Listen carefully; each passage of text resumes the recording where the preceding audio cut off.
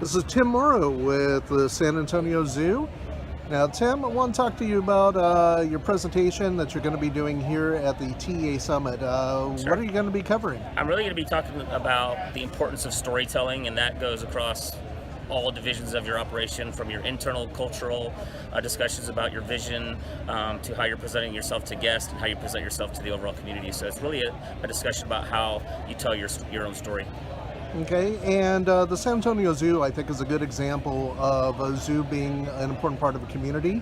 A key example of that is what you're in the middle of doing with the local playland. Talk Yes, to us a little bit about that and how you're saving that valued institution. Sure. So San Antonio Zoo is 105 years old this year. So as you can imagine, probably 5-6 generations now of San Antonians have been visiting that zoo. So it has a very special place in the hearts of people that live in San Antonio and all of South Texas. There was also the America's oldest children's amusement park right across Breckenridge Park from us that was in danger of closing due to encroachment from development on that side of the park. So we've partnered together to move this little historic children's theme park over to the perimeter in the zoo, but on the perimeter of the zoo, so guests can still access that without having to buy a zoo admission to come in. So we're really excited to save that. That was built in 1925, so almost a 100-year-old theme park, and people have gone there for 4 generations now. So to put the two together and really bring them under our umbrella with a lot of support and a lot of staff is going to help that place thrive for hopefully another 100 years. And you came to the zoo from a rather lengthy tenure at SeaWorld. Yeah, I've been in the entertainment theme park business where I started at Fiesta, Texas, which is now a Six Flags park in San Antonio. It was owned by Opryland at the time. And then I went to SeaWorld in 1996. Around 99-2000, I went to Orlando and was part of the opening team for Discovery Cove.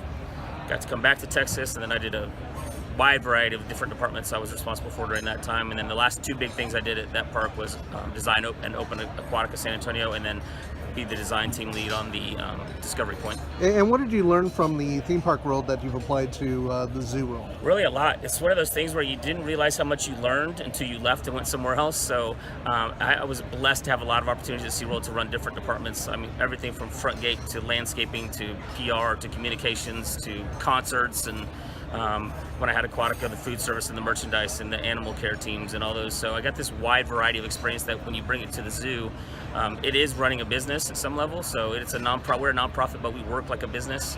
We have 9 departments, and so knowing enough about each of those departments to help them get better and give them the tools they need to get better has really helped us get to the places we're going right now. And what kind of challenges are you facing at the zoo, and what can we look forward to in the future? So we're a nonprofit, so we're always facing the challenge of fundraising. And San Antonio doesn't have a big giant corporate base of funders, and it's a lot of the same people donating to the institutions around town. But that's a great problem to have. We think for us, we're really such a place where everyone goes to from all over South Texas that we think that we can cast a very wide net across South Texas to really bring in some people to support us.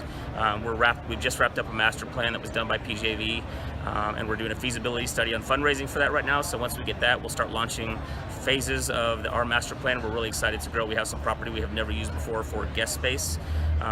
We just opened the largest nature-based preschool in the country at Will Smith Zoo School, and we've invested about $30 million in the property in the last 4.5 years. So there's a lot happening in San Antonio Zoo. We've added a whole new layer of events with holiday lights and expanded our Halloween, Zubu, food festivals and things like that. So, and that's some of the learnings from the theme park world as well, is bringing those experiences. So it's something different every time a guest comes. It's not just the same old habitats or the same experience every time you come.